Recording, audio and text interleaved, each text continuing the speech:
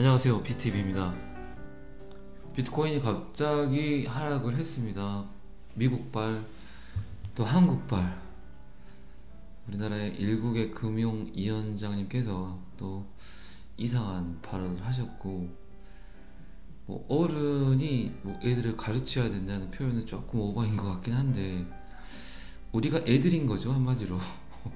정말 아무것도 모르는 애들. 그래서 이번 시장 지금 일주일간 거의 굉장히 멘탈도 많이 깨지시고 좀 많이 이렇게 손절하신 분도 많이 계시고, 또 다시는 이거 안 하겠다 하고 어플을 지우신 분도 있을 거라 생각이 듭니다.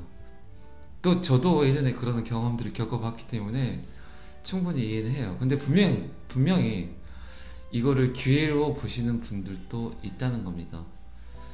블록체인에 대한 원리를 이해하다 보면 이런 어떤 기회들이 생긴다는 거죠. 아니, 어쩌면 더 떨어지기를 바라는 사람도 분명히 있습니다. 금융위원장께서, 저는 참 아이러니한 게, 이거를 잘 이해를 못 하시는 건가 아니면 모르는 척 하는 건가. 제가 제 영상 중에 두 번째 정도에 올렸던 영상 중에 이런 말을 한 적이 있어요. 비트코인이 먼저인가 블록체인이 먼저인가, 비트코인이 먼저인가 암호화폐가 먼저인가. 예를 들어서 비트코인이 이 자동차라면 암호화폐는 엔진과 같은 역할을 합니다.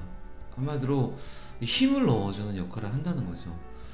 이 블록체인을 누군가는 만듭니다. 형성을 하고 생성을 합니다. 그런데 거기에 따르는 비용이 들어겠죠.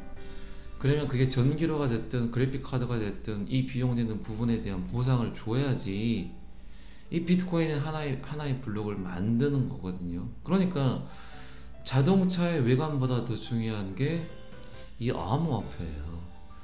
10분 동안 10분 동안 그 비트코인의 거래 내역을 담을 수 있는 이 블록체인을 만듭니다. 누군가는. 근데 이게 누구나 만들 수는 있어요. 분명히 오픈 소스 하에 자기가 이 비트코인의 블록을 만들 수 있어요. 근데 지금은 이 하나의 블록을 만들기 위해서 너무나 많은 소모 비용이 들기 때문에 그냥 일반인이 만들기라는 굉장히 힘들어요.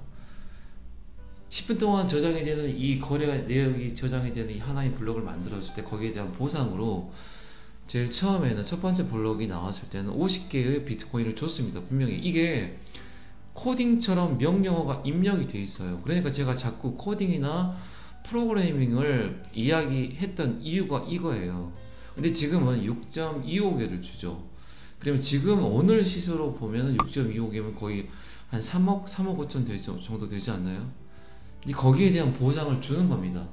그럼 명령어를 10분간 비트코인의 거래 내역을 담을 수 있는 블록체인을 만든 사람이나 채굴 회사겠죠. 지금 개인이 만들 수가 없으니까 이 채굴 회사에게 비트코인 6.25개를 주기로 코딩처럼 만들어져 있는 하나의 프로그램입니다.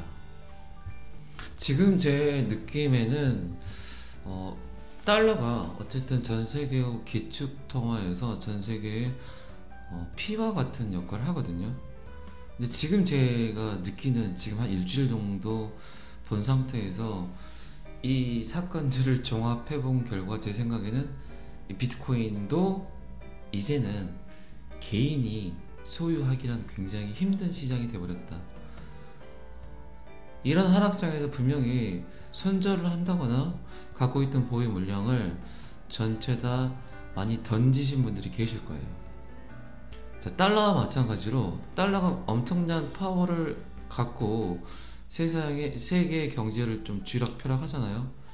그러면 이제는 어떤 기관이든 정부든 그게 어떤 단체든 이제는 어떤 게 힘일까?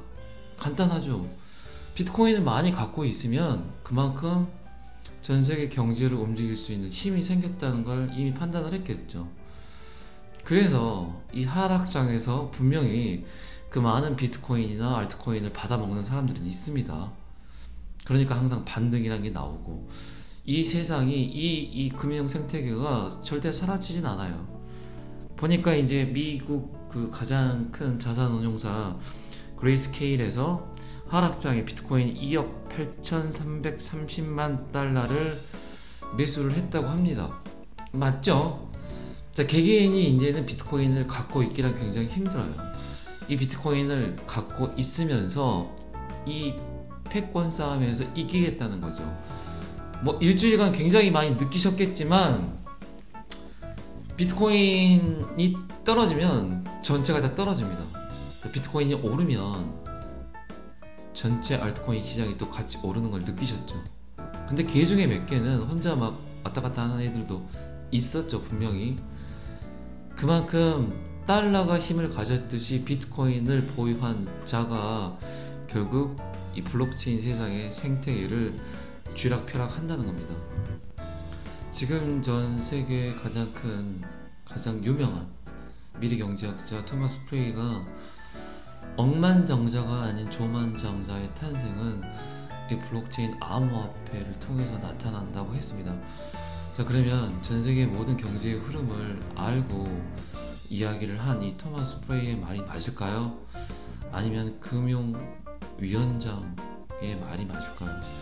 정말 너무나 어폐가 심한 말을 하셨어요. 그러면 블록체인은 되고 암호화폐는 되지 않는다, 이게 말이 됩니까? 그 누가 보상을 안 주는데 이 일을 하냐고요.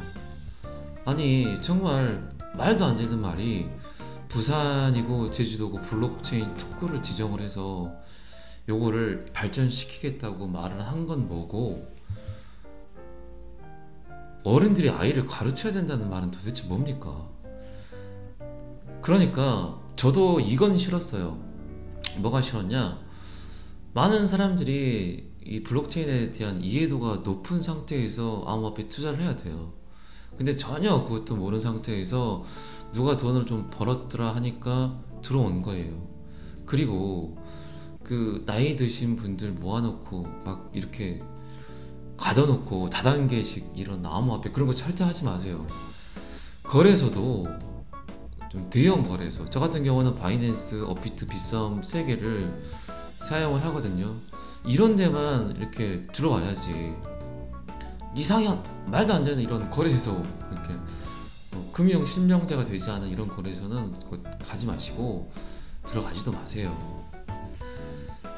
코인베이스가 얼마 전에 나스닥 상장을 직상장을 했습니다. 그리고 정상적으로 세금을 부과하고 이런 이야기는 이제 금융 생태계 안에 정상적으로 이렇게 들어오겠다는 이야기인데, 자꾸 이렇게 말도 안 되는 거래소에서 거래를 한다거나 다단계식 이런 거래 때문에 자꾸 정상적으로 블록체인을 이해하고 투자하셨던 분들이 손해를 보게 되는 겁니다. 블록체인을 제2의 인터넷 혁명이라고 많이 이야기들 하십니다. 이 부분에 대한 이해도도 약간 좀 이해하기 힘든 이야기예요. 왜 블록체인이 제2의 인터넷 혁명인가? 제가 생각하는 블록체인은 굉장한 신뢰입니다. 신뢰. 지금 신뢰에 관한 문제는 정말 전 세계적으로 굉장히 문제가 되고 있죠. 지금까지 인터넷이 보급이 되면서 지금까지의 시대가 그냥 인터넷 시대라면, 자, 블록체인이 이제 사회 전반적으로 많은 보급률을 가지고 이렇게 전반적으로 뿌리 박혀지면, 블록체인 같은 경우는 제2의 인터넷 혁명이라고 많이 표현을 하지만, 이거는 지금까지 모든 데이터가 축적이 됐다면 블록체인이 하는 일은 이 축적된 데이터에 대해서 진짜 신뢰할 수 있는 정보들만 끄집어내는 일을 하는 겁니다. 이게 가장 블록체인을 이해하기 쉬운 설명이고, 정말 많은 이 말도 안 되는 정보들이 너무나 많잖아요, 세상에. 근데 이 블록체인은 이런 데이터와 데이터 사이에서 정말 믿을 수 있는 데이터만 선별을 해서 그냥 불필요하게 어떤 낭비됐던 많은 부분들을 없애주면서 이 사람과 사람들을 굉장히 편리하게 만들어준다는 겁니다.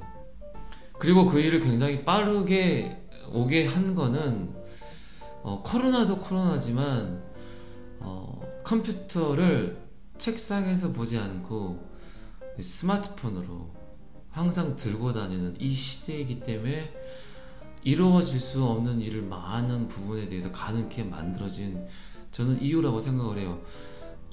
데스크탑을 책상에서만 계속 했던 이 시대와 지금은 모든 사람들이 스마트폰, 컴퓨터 한 대를 계속 손에 쥐고 있다. 이것도 어쨌든 제2의 인터넷 혁명에 가장 큰 일을 하지 않았나.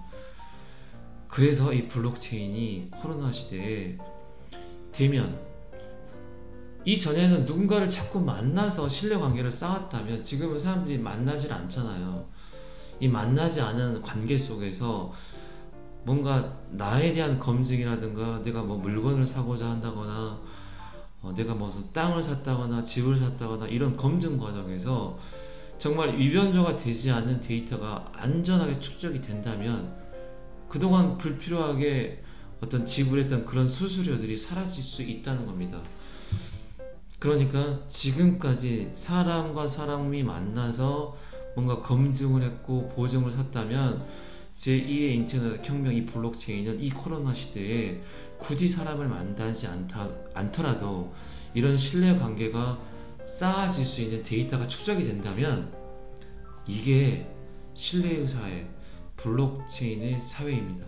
자, 제가 오늘 갑자기 영상을 이렇게 올리는 이유는 그냥 이렇게 더빙만 해서 목소리만 나갔던 게 조금 계속 마음에 걸렸어요. 그래서 자, 이번부터는 영상을 좀 업로드를 해서 같이 이렇게 보여드리는 게 낫겠다, 이런 생각에 지금 영상을 올리고 있고요.